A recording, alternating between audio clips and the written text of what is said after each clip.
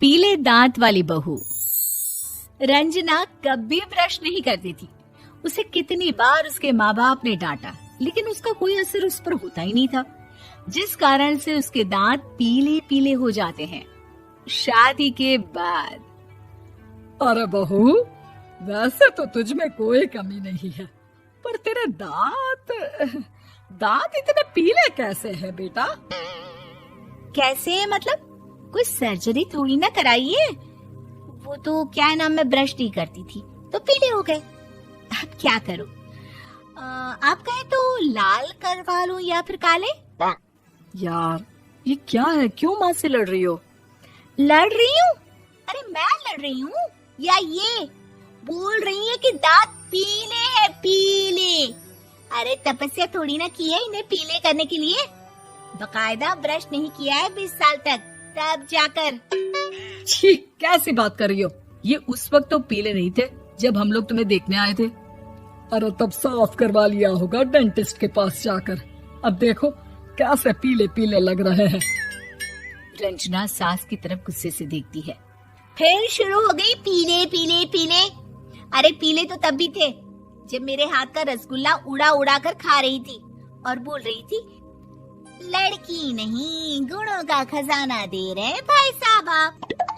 खैर, अब वो लोग करते भी तो क्या करते, पीले दांत वाली बहू पल्ले पड़ी थी तो झेलना तो था ही। एक दिन कीर्तन में रंजना गाना गा रही थी। अरे कमला बहन, माँ का द्वार है, यहाँ तो सब शुद्ध होकर आते हैं, फिर अपनी बहू को ब्रश भी नहीं करवाती तुम। दूर से पीले पीले दांत भक्ति में बाधा उत्पन्न कर रहे हैं। अरे कोई 2 साल के बच्ची थोड़ी ना लेकर आई हूँ मैं बहू बनाकर। अच्छी खासी लड़की है, अरे कैसे करवाऊं ब्रश? ये तो उसे खुद करना चाहिए ना। अब माँ बाप तो इसके जैसे तैसे निपटा दिए, ये नहीं सोचा कि सास कैसे संभालेगी। सास बहू को लेकर घर आ जाती है, लेकिन सोच लेती है कि अब इसे लेकर कहीं नहीं जाएगी। अगले रोज बहू कहती है, अरे क्या हो गया, मंदिर नहीं जाना क्या? कीर्तन का वक्त हो रहा है। मेरी मधुर वाणी से कान्हा जी जागते हैं और सोते हैं। आप तो जानती है ना उनकी भक्ति में कितना मन लगता है मेरा। वो क्या है ना, तबीयत ठीक नहीं लग रही है मेरी, आराम करूंगी मैं। तबीयत ठीक नहीं लग रही? अभी तो मिथुन के गाने पर नाच रही थी आप, और अब बोल रही है कि तबीयत ठीक नहीं लग रही। अरे भक्ति में मन लगा लो सासू माँ, ऊपर जाना है, क्या मुंह दिखाओगी आप? हाँ? सास को बहू की बात पर गुस्सा आ जाता है। मैं क्या मुंह दिखाऊंगी, इसकी चिंता तो ना कर, समझी? अपने मुंह की चिंता कर, जो ये पीले पीले दांत लेकर हर जगह पहुंच जाती है। पता है लोग कितना मजाक बनाते हैं। ना जी ना, मैं नहीं जाना कहीं तेरे साथ। तो ये बात है। कोई ना, मत जाओ, मैं अपने कमरे में ही बैठकर भक्ति कर लूंगी। ऊपर वाला दांत थोड़ी ना देखता है, मन देखता है, भावना देखता है। और अरे बस बस, तू सब कुछ दिखा, बस ये सफेद चमकदार दांत ना दिखाना किसी को, है? जा यहाँ से। बहू को सास की बात का कोई फर्क नहीं पड़ता। वो तो जैसी थी वैसी ही रह जाती है। सुबह नहाकर किचन में खाना बनाना, फिर खाना खाना, कीर्तन भजन करना और सो जाना। एक दिन, माँ जी मैं सहेली के घर जा रही हूँ, शाम को लेट आऊंगी। हाँ हाँ तो जाना, मैंने कौन सा तेरी आरती करनी है घर पर बैठकर।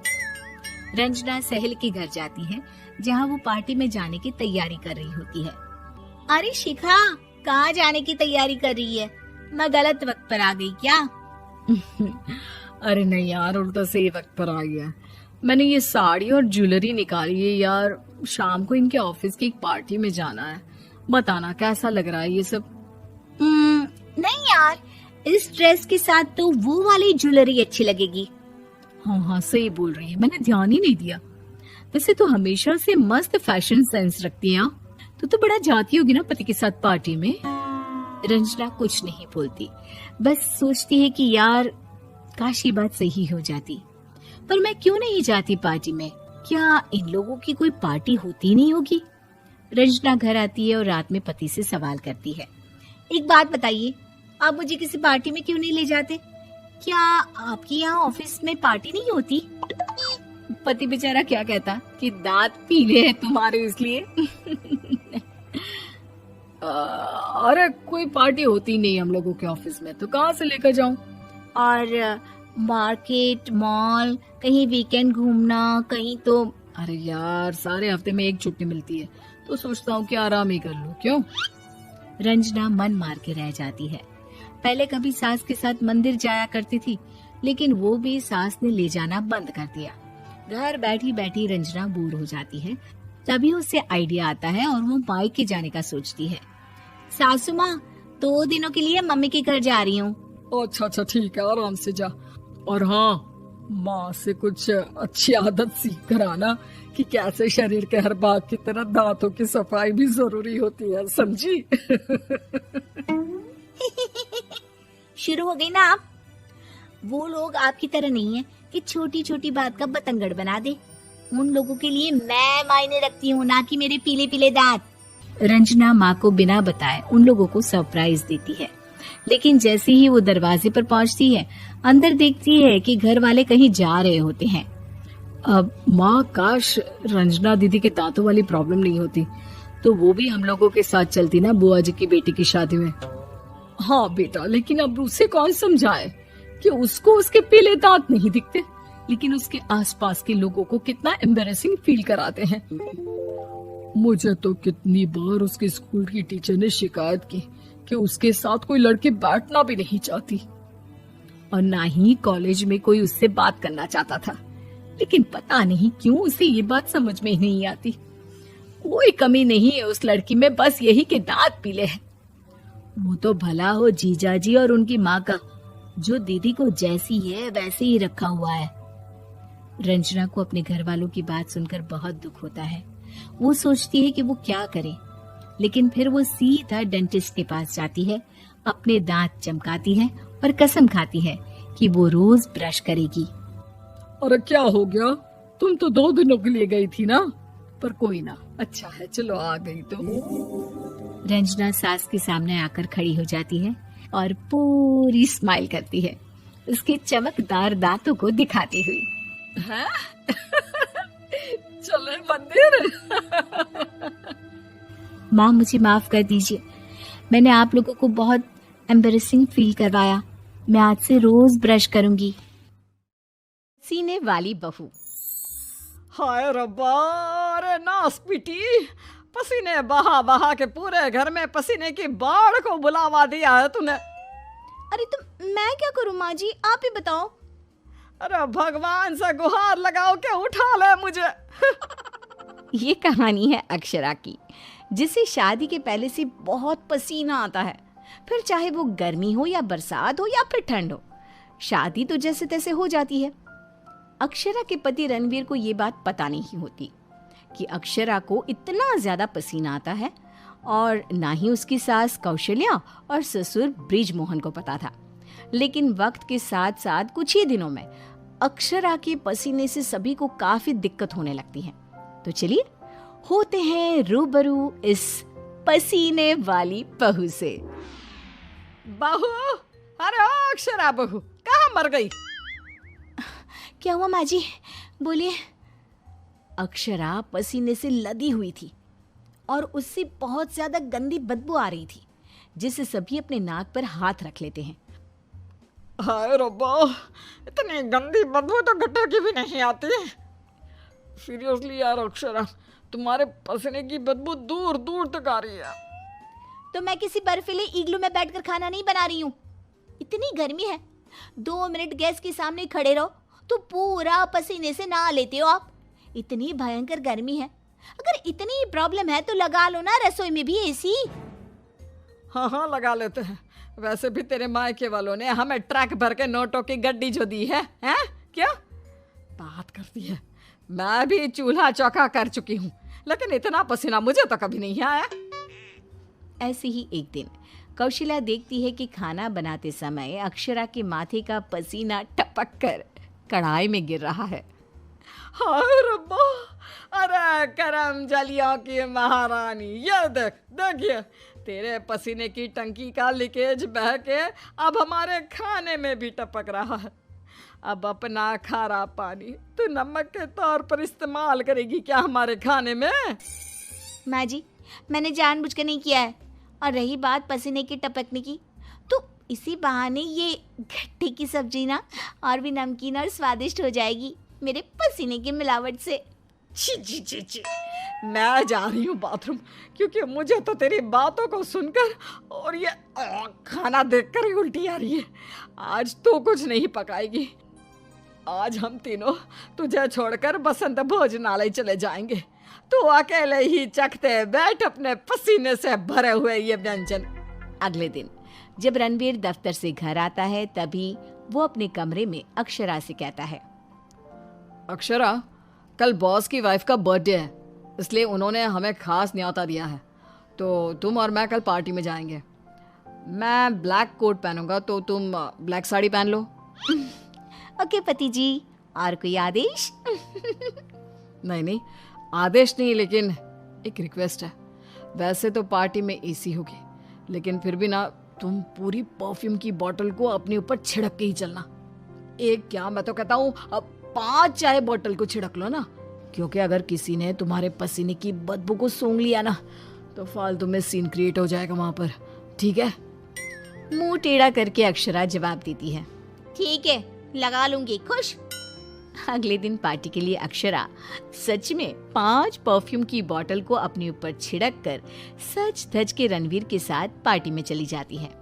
पार्टी में एसी थी, इसलिए पहले के 15 से 20 मिनट तो कुछ भी नहीं हुआ, लेकिन उसके बाद से जो अक्षरा को पसीने छूटने शुरू हुए कि बस वो पसीने से भीग कर गीली होती ही जा रही थी, और उसकी बहुत गंदी बदबू भी आने लगी, जिसको सूंघकर पार्टी के गेस्ट आपस में बात करने लगे।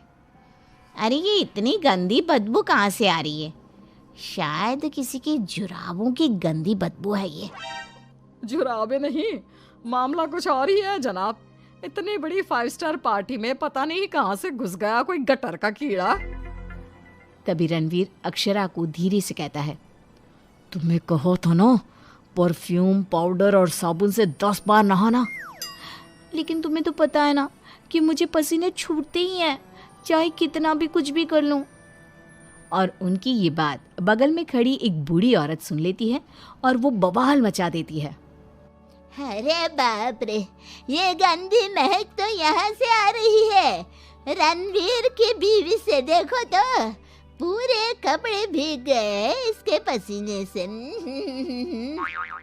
सभी रणवीर और अक्षरा पर बहुत हंसते हैं। रणवीर घर जाने के बाद अक्षरा को खूब डांटता है, मिला देना पानी में मेरी पूरी मेहनत से कमाई हुई इज्जत।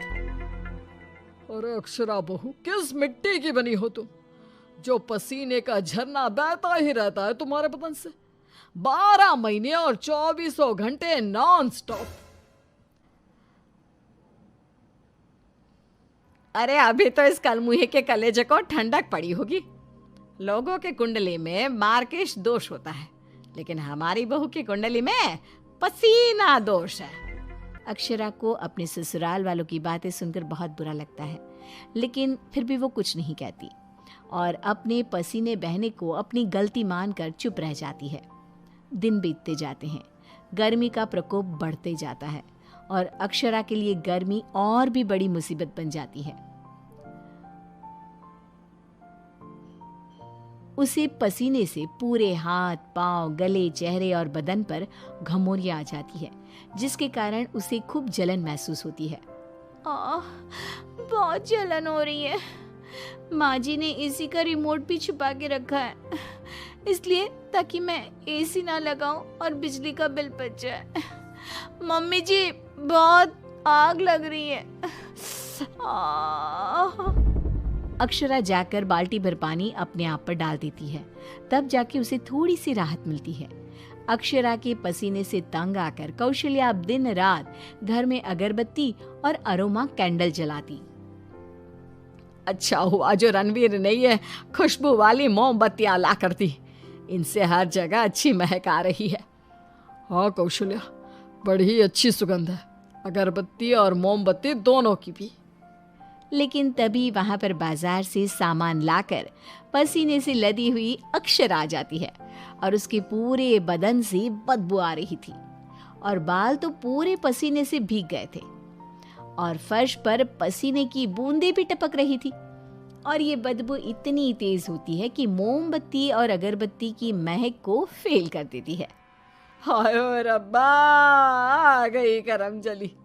इसके बदन के पसीने ने तो इतनी महंगी सुगंध वाली मोमबत्ती और अगरबत्ती के खुशबू के दांत भी खट्टे कर दिए। बाहर इतनी भीषण गर्मी है मम्मी जी, ऐसा लग रहा है मानो हम किसी ओवन में बंद हो गए हो और केक की तरह बेक हो रहे हो। उफ। दिन ब दिन अक्षरा का पसीना दुश्वार कर देता है सबका जीना। कभी वो सोते समय पूरे बेड के साथ साथ साइड में रखे हुए रणवीर की इम्पोर्टेंट फाइल्स को अपने पसीने से भिगा देती, तो कभी वो गर्मी से अपने बालों में हुए जुओं को गलती से खाने में मिला देती। हाय रब्बा, आज तो हद ही हो गई, खाने में जुए। अक्षरा, बस बहुत हुआ, अब और नहीं। अब तुम सीधा अपना बैग पैक करो और अपने मायके शिफ्ट हो जाओ। बिल्कुल सही कह रहा है रणवीर, हमें नहीं चाहिए ऐसी पसीने वाली बहू। अक्षरा रोने लगती है और कहती है, ठीक है मैं चली जाती हूँ, फिर कभी इस घर की दहलीज पार नहीं करूंगी, बाय। अक्षरा रोंदी सूरत लिए घर से निकल जाती है। शाम में जब रणवीर अक्षरा के मायके फोन लगाता है तब उसे पता चलता है कि अक्षरा तो अब तक घर गई ही नहीं। इस बात को सुनकर रणवीर, कौशल्या और ब्रिज मोहन तीनों डर जाते हैं और चिंताग्रस्त हो जाते हैं। हायो रब्बा, अब कहाँ ढूंढे हम अक्षरा बहू को। मुझे एक जगह पता है मम्मी, जब भी अक्षरा का मूड ऑफ होता है तो वो वहीं पर जाकर बैठती है। रणवीर, कौशल्या और ब्रिज मोहन तीनों एक नदी के किनारे जाते हैं जहां रात के अंधेरे में अक्षरा नदी की साइड की बेंच पर बैठे हुए बिलख बिलख कर रो रही थी। रणवीर तुरंत जाकर अक्षरा के गले लग जाता है और उससे तीनों माफी मांगते हैं। अक्षरा, हमें माफ कर दो, तुम्हें पसीना आना नेचुरल है, लेकिन तुम जानबूझकर नहीं करती हो ये, और हमने तुम्हें गुस्से में क्या क्या नहीं कहा। हाँ अक्षरा बहू, प्लीज माफ कर दे बेटा। तेरे इस पसीने को ना मैं यूं मिनटों में चुटकी बजाकर आयुर्वेदिक और घरेलू उपायों से भगा दूंगी, तू देखना बेटा। हाँ, और अगर उससे भी ना होए तो मेरे पहचान में मेरा एक डॉक्टर दोस्त है, तुम्हारे इस पसीने की तकलीफ का हम सब मिलकर डट कर सामना करेंगे। थैंक यू, देर से ही सही आप लोगों को मेरा दर्द समझ में तो आया। मैं बहुत लकी हूँ कि मुझे आप जैसे ससुराल वाले मिले। इस तरह ससुराल वाले आयुर्वेदिक उपायों से अक्षरा के पसीने की तकलीफ को मिटा देते हैं और अब उसे मामूली पसीना ही आता है और वो एक सुखी और चैन भरी जिंदगी बिताने लगती है।